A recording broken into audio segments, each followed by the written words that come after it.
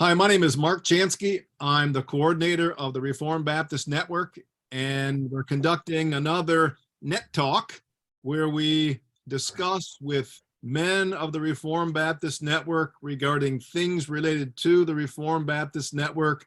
And ultimately, our desire is to bring glory to the Lord by unpacking His Word and showing dimensions of His Son. And I have with me today Pastor Jeff Johnson. He's the pastor of the Grace Emmanuel Reformed Baptist Church in Grand Rapids, Michigan. Jeff, so good to have you here with us. Thanks for having me on. Thanks so much for your willingness to be a part of this interview. And the interview has to do with the book that you've written. It's entitled Taming the Fingers, Heavenly Wisdom for Social Media. In fact, I've got a little statement written by Conrad Mbewe. Conrad says, social media, what a blessing it is and what a curse.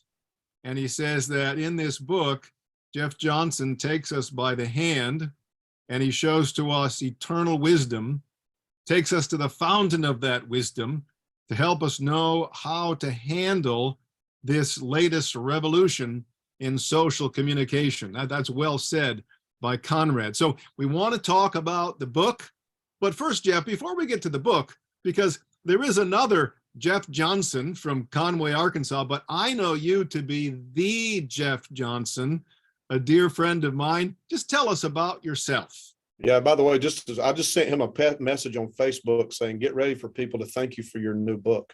Because people have constantly come up to me, I appreciate your books, and they're talking about his books. And so it just never ends. Finally, a little reciprocation. Yeah. But yeah, I'm from South Carolina originally. You can tell by the way I talk, I'm not from the Midwest.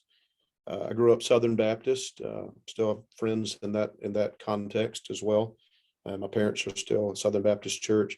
I was converted at around 17 years of age, senior in high school, truly converted. I had made a profession before that and so on. I'll spare you those details. And then a few years later, I began to embrace Calvinism, Reformed faith, Reformed doctrine. And so I've ended up now as a pastor of a Reformed Baptist church. And so that's kind of a brief synopsis of who I am and where I come from.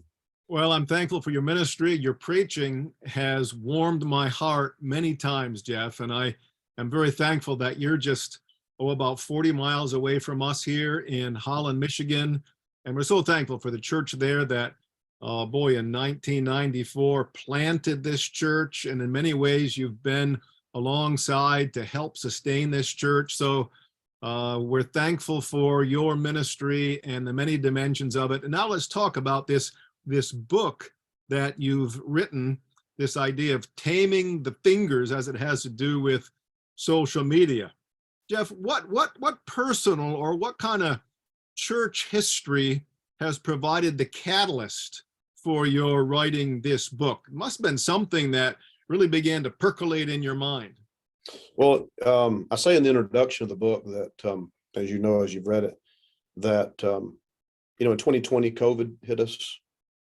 And so there were just a few opinions about how that should be handled. Right? Just a few, huh? Just a few by the church and by the government. And of course, that all broke out. A lot of that was being kind of dealt with on social media. And then, of course, you had the election same year. You had George Floyd, all this stuff. And it really lit up this social media.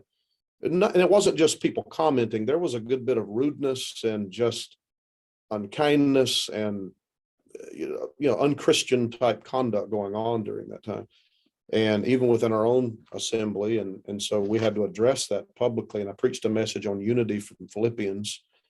And then I preached 3 messages on social media based on the Proverbs. And in 2021, I was given a pastoral sabbatical, 3 months pastor sabbatical. And I've wanted to publish a book for many years and had different ideas and started and stopped. And so that sabbatical coming up gave me an opportunity to work on something. And I thought that this would be a good thing to contribute to the conversation. It's simple, it's straightforward, it's practical. And so I started on it before the sabbatical, was able to do most of it during the sabbatical, and then was able to turn it in to RHB for their consideration. So it really came out of that, more of a pastoral, really came out of pastoral burden and work. And I don't know, there may be another book like this one, but I wasn't aware of one that dealt with the issue from this perspective. So I thought this could be a good contribution. So here it is. And it is a good contribution, Jeff. And I found myself in reading the book, because I do post quite often on social media, I found it to be very searching. And it really asks me a lot of questions about what are my motivations? What are my chief priorities? A point that we're going to maybe emphasize later on, but just at the outset, because I know you're really cautioning about the reckless and careless use of social media, but many Christians believe, wow, I think I maybe need to speak out when it comes to things that are taking place in the 2020s. There's a phrase that you addressed earlier that I hadn't really heard before, but there are many who say silence is violence. So talk about that and what the significance of that phrase is. Yeah, well, I had heard that myself, silence is violence, through conversation, somebody not necessarily stating it in a positive way, but just how it's being used. And so when I wrote that chapter, that's the first chapter, Am I Controlled? I mentioned Christians need to speak out. Silence is violence. And the idea is, if you don't speak out, well, then you're contributing to the problem, in some way. And of course, the concept of silence of violence is implodes on itself anyway. Obviously, that's not even correct in itself, but that's another story. But the idea of speaking out, my question would be, okay, well, what does that mean? Okay, so if I'm at a gas station and I'm pumping gas into my car, and a stranger comes up and I say, if your gospel doesn't have repentance in it, you got a false gospel. I jump in my car and I ride off. Right? I'm speaking out. So what does it even mean to speak out? So you take your mother. My shooting of truth. Right. Yeah. So yeah, that's a good way to put it. So you have a mother. It can make somebody say, a mother who's with her kids all day. Maybe she's homeschooling or whatever, or taking them to school and then getting the house clean and then picking them up. She's lucky to have a voice at the end of the day. Right. And she's made to feel maybe that I'm not contributing because I'm not speaking out. And to me, the issue is, and I would say this, and I say this in the book, and you probably remember me saying it, I'm not trying to play Lord of anyone's conscience. I'm not saying it's sinful to speak about issues on social media necessarily. But my question is, how much good does it really do on that venue? Is how effective is it? Based on your other stewardships and speaking out. I think it's a matter of stewardship. I speak out, but I have a stewardship in the pulpit. Yes. And the moment Grace Emanuel says I no longer have that stewardship, I won't force my way into that pulpit and say, you will hear me. They've told me they want to hear me. So I speak out. That's a good perspective. We're going to circle back to that, but I think you talk about how oftentimes Christians can have this inner conviction about a certain truth, maybe about some social issue, and that can create a passion. And regarding that passion, how is it to be reined in by proverbial principle? That's what I love about the book. It's so practical, and you do work your way through Proverbs. Talk about that reining in of passions. Well, I'll give you an example of something. I won't say exactly what it was, but a few months ago, someone posted a blog article. It wasn't what they had written, but they shared it. And for the most part, it was a good article, and it was right on, but there was a portion of it that was not good at all, right? I mean, it was off the mark. Now, I feel that rising up in my soul. Like, I can't believe people are liking this. I'm like, what's, and I'm sure we all feel that way. It's like, oh, but then I think, okay, well, I didn't necessarily think this at the time, but as I'm reflecting, and I didn't respond to it on Facebook or whatever, but okay, if I respond to it, it's for me to do it adequately would take more than a comment.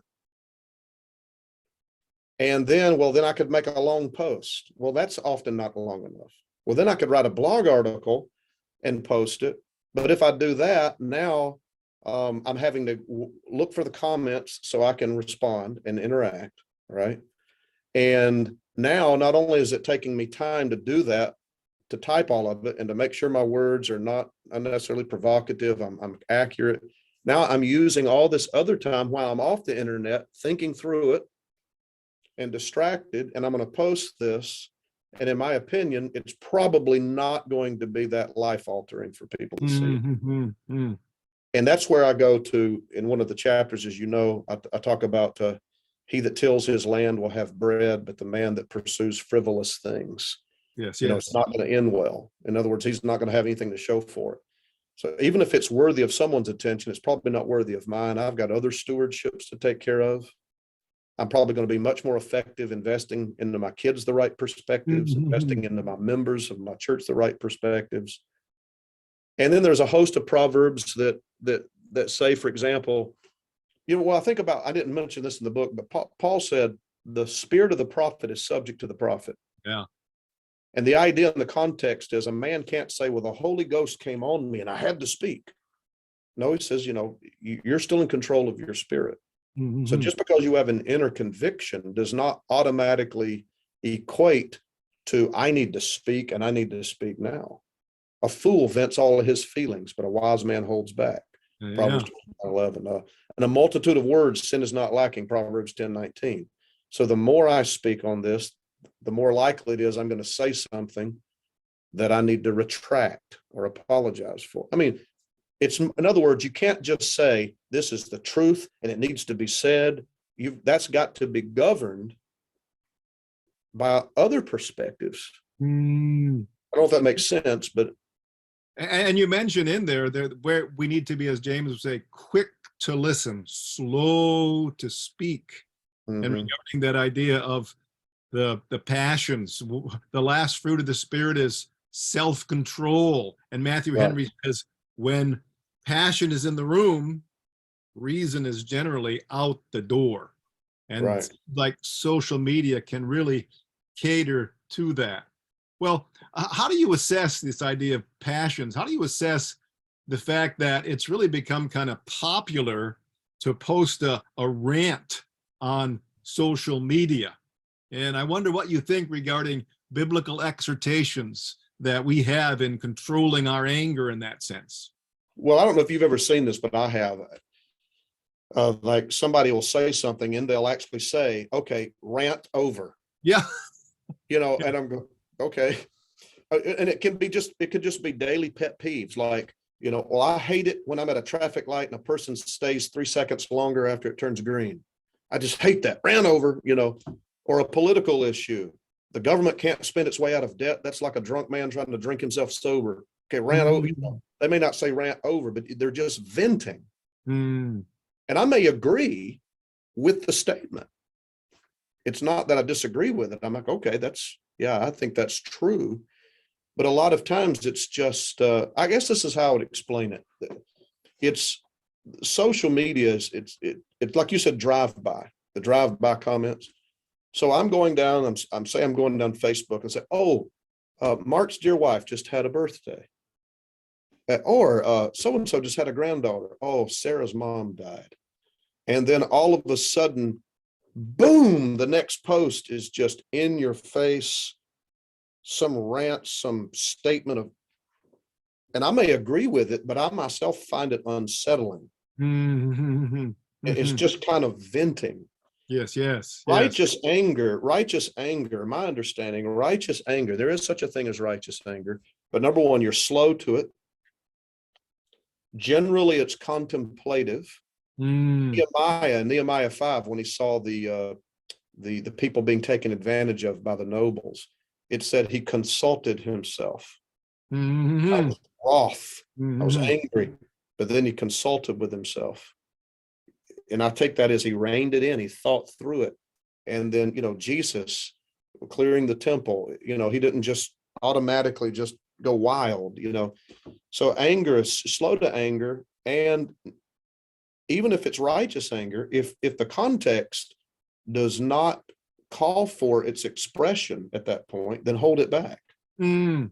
Like you say, at that point, you gave an anecdote of somebody standing up in a funeral. Mhm. Tell me about that. Well, I give you illustration, and actually I heard someone tell me that this was their experience once, that I talk about a person that maybe you got this terrible neighbor, clearly unconverted, just mean as a snake. It was just a thorn in your side for years. You go to his funeral and the preacher starts speaking about him and you didn't realize he was the Apostle Paul. Justification by death, you said. Yeah, R.C. Sproul calls it justification by death. He preaches him like he was this wonderful saint into heaven. And you're sitting there and you're feeling agitated as all these people are getting a false gospel. Do you stand up and say, false prophet, you folks are being deceived? Well, more than likely, you're going to cause confusion more than you are clarity. And righteous anger also looks for the best timing and way to express itself. It's never out of control. It's never just this unprincipled venting. I feel strongly about this, so I'm going to write it on Facebook. Okay, I said it. How's that righteous anger? Yeah, and like this proverb says, like apples of gold and settings of silver, so is a word spoken in season. Is that really the right time for that comment? Is it the right time? Is it the right context? Are you able to even adequately explain what you meant in the post? Yes. That's good. And I appreciate that about your book. It's not just a matter of tips for being nice, but instead, your book is just crawling with scriptures. It's you prick the thing, and it, as Spurgeon would say, it bleeds bibline, and I really appreciate that about the book. You even talk about the idea, the proverbial idea of a ruined field, and that has to do with a misprioritization of focus. And you talk about a man who's focused on his computer instead of being focused on his wife, on his children, or his vocation. Kind of unpack that a little bit. Well, again, that goes to that proverb, and I don't have it right before me, but I mentioned it earlier about the man who tills his land will have bread, but he that pursues frivolous things, and I forgot how it ends, but the idea, I think, is he's not spending time doing his stewardship, which is tilling his land, planting the garden, trying the crop. And in the end, if he doesn't, he's not going to have the food. His wife and kids are not going to be happy with him. Yeah. And so a frivolous thing it may be something that's worthy of someone's attention, but is it worthy of your attention given your stewardships? And have you actually seen, Jeff, people who maybe their dads or husbands who really have been so obsessed with social media that they are turning away from clear responsibilities in their lives? Well, here's what I think. I haven't seen that up close and personal in a specific example, but what I'm doing in the book is giving principles of things that can happen that we need to think about. But I do think that this happens that can be related. Okay, let's say as a father, I'm really taken up with some social issue in our nation and church, and I'm reading book after book, and I'm interacting with it on social media, and I'm posting quotes, and then I walk right past my son I haven't even spoken to in days. I don't even know how he's doing. And I'm staying agitated over why people don't have this right view. Oh, yeah. Over here. Or my wife's, the dishes are piled up in my wife in the kitchen, and she's not feeling well, but I go off to my little book so that I can go and engage in the war on social media when I need to be a servant to her. That's doing a lot more for the gospel in the presence of my kids and family than me making sure everybody is right on this issue.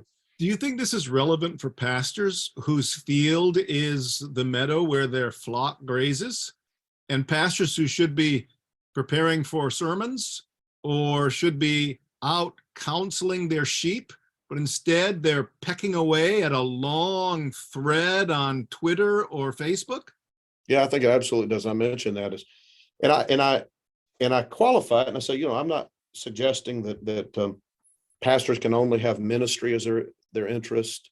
Maybe some pastors, it's a diversion. They like interacting, so again, as you see in the book, I'm not laying down any legalistic strictures. I'm simply causing people to reflect questions that make you think. But yeah, I think somebody that posts regularly on social media, especially long threads, they have to think about how much time does this add up to over a year? What good am I really accomplishing? And I feel like as a pastor, with Sunday coming, people that need my assistance, help, counsel, that investment is way more than me making sure I keep up with the latest arguments and typing. It can really be a drain. And I don't know if men really think about how big of a drain it can be. Yeah. Because Yeah, for me then you're myself, always looking back, who's liking it and who's commenting. I think there is a place for pastors being out. Paul went to the marketplace. He went to the agora. He went to Right. to Mars Hill where the people are. And I think in a sense that social media is somewhat the marketplace, but I can't always be hanging out at the marketplace. I've No. got work I've got to be doing as a pastor. What about this issue of you talk about grabbing a dog by the ears and Yeah. meddling in someone's business? It's really not our own. Unpack that a little bit. Yeah. I mentioned the issue of the Bible does not teach that we just disseminate the truth regardless of the audience. Okay, Jesus said, for example, don't cast your pearls before swine. Don't, then there's the Proverbs about speaking in the hearing of a fool. Don't rebuke a fool, scoffer, you'll get shame to yourself. Then it talks about the scoffer who either rages or laughs. There's no peace. Yes. So you have to think about when you speak, where's this going and who's listening to it? All right. Again, it's not laying a legalistic stricture. It's just thinking. Well, one of the things that I say in the book is beware of fangs. And I quote that proverb that says, he that meddles in a quarrel not his own is like taking a dog by the ears. Now, I understand that to mean, pull a dog's ears, get him by the face and start pulling, and you're going to get nipped at least.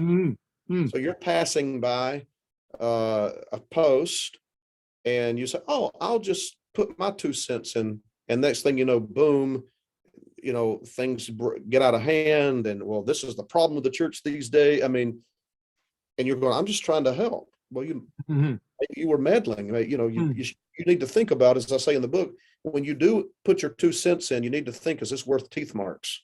Yes, yes. Well, then some might say, are you calling us to be pacifists? Are you calling us to be quietists, that we just shouldn't be resisting sin in society? Is that what you're saying? I know you're not. No.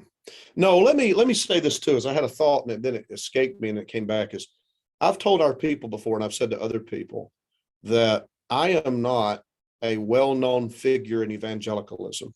I'm not a famous pastor, relatively unknown. I pastor the church in a cul-de-sac. That's fine, because the better known you are, the bigger target you become, especially with social media. Yeah. And so therefore, I don't feel as a pastor this huge burden to be constantly speaking into the issues of the day beyond what my stewardships are. Now, if I were a well-known pastor and God gave me a platform, and he hasn't, but if he did, I would have to say, okay, I might now have an Al Mohler stewardship. I might have a stewardship like these guys where thousands are downloading their sermons and listening to their podcasts. And I think that goes to what you're saying is, yeah, do we need to be pacifists? No, but we all don't have the same stewardships. Our stewardship in resisting evil depends on our station in life, what God's given us to do, what God has called us to do. And if you don't know that and understand it, it can produce false guilt. I'm not doing enough. And quite frankly, most of us, and I feel this way about myself, we struggle just doing our own individual stewardships well. Truth. Yeah. And Jeff, you drew some parallels in your book between social media on the one hand and the Tower of Babel on the other. yeah, Flesh that out a little bit. well, when I get to the conclusion of the book, I talk about 3 possible root causes of the misuse of social media, things that could blind us from the biblical principles. Okay. And one of them has to do with the fear of anonymity, being anonymous.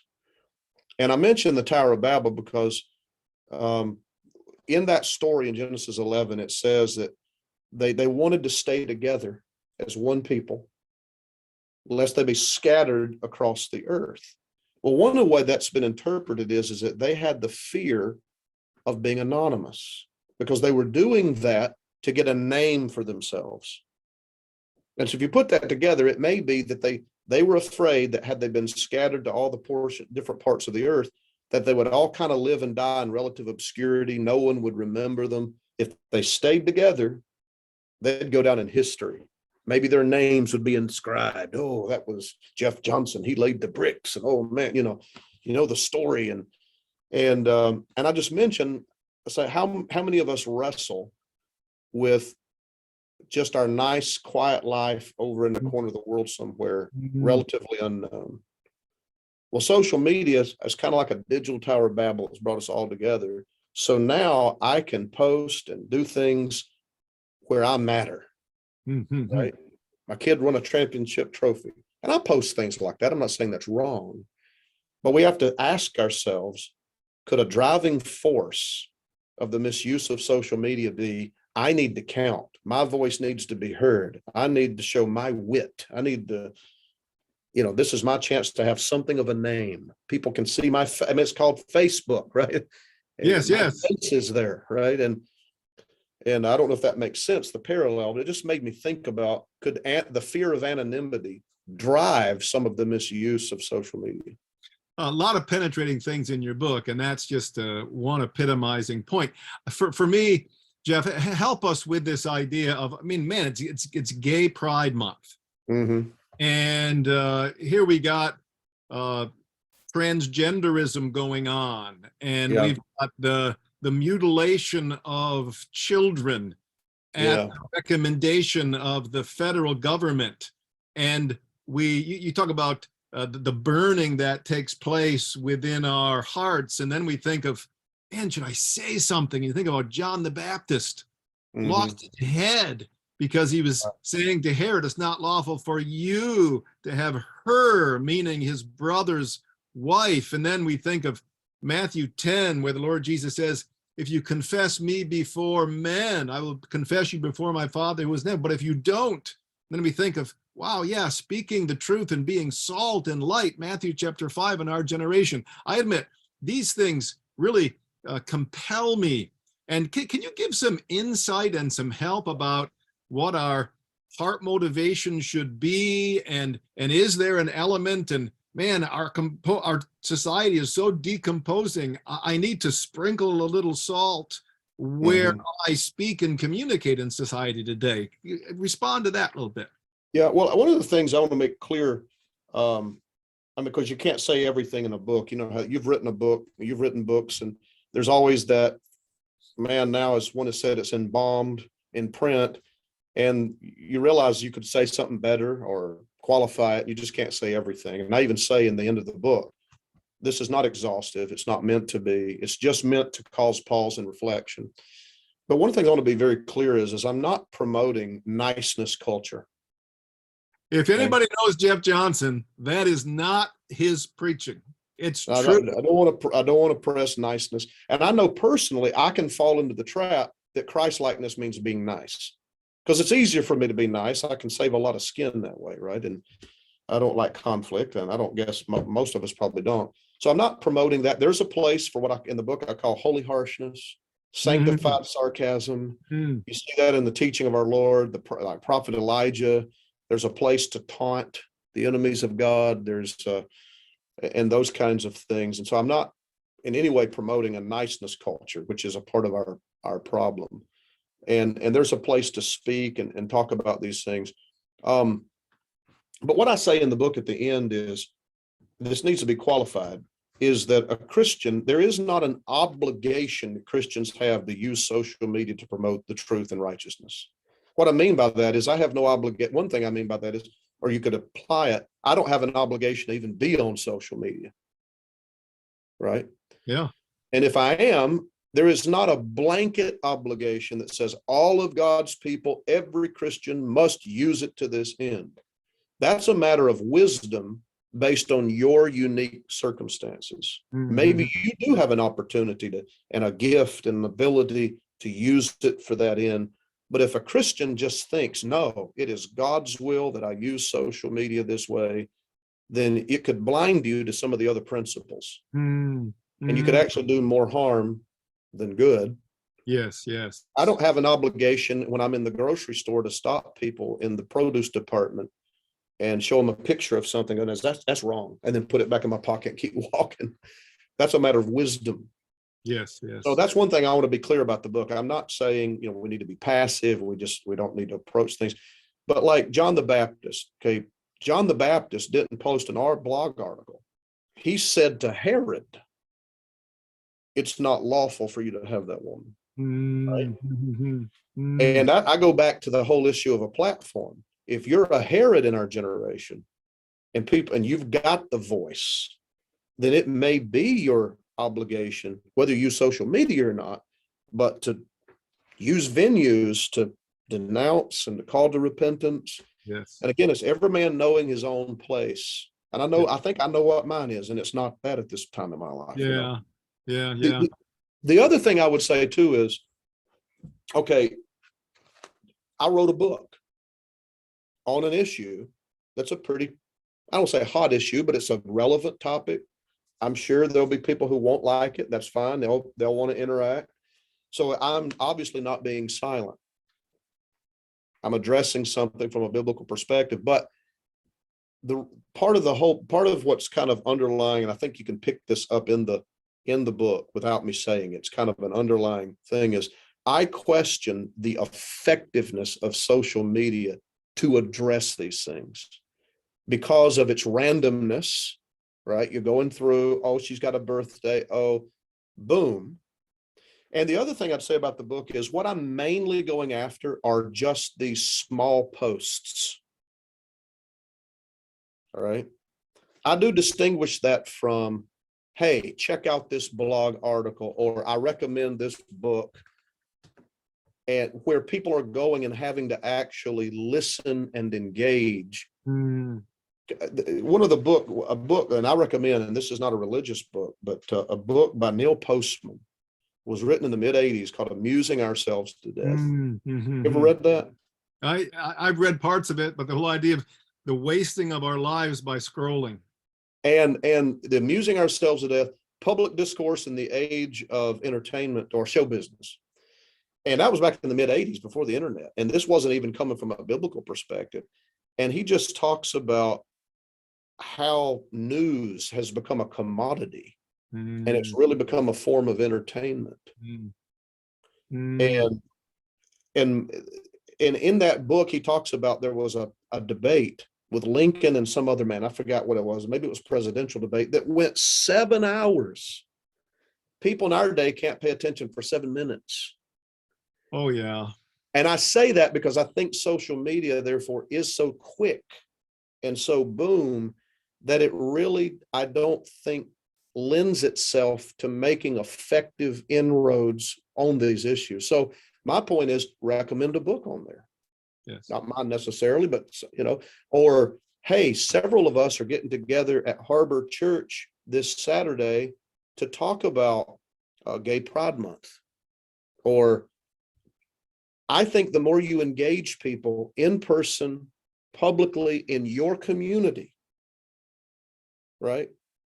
Promote that kind of stuff. I think you're going to do way more good than just a simple post that people are going to forget about 6 weeks from now. I don't know if that makes sense, but I don't think social media is all that social. Yeah, well said. Our time is gone, but that's a good open door and foyer into the full house of your book. The book is called, and you say, recommend a book? Well, here, I recommend a book. Taming the Fingers, Heavenly Wisdom for Social Media. Read this book. You'll find yourself enlightened and searched, and I hope guided by truths of the word. Every blessing to you, Jeff. Again, second time you've been on NetTalk. God willing, we'll have you on again. Every blessing.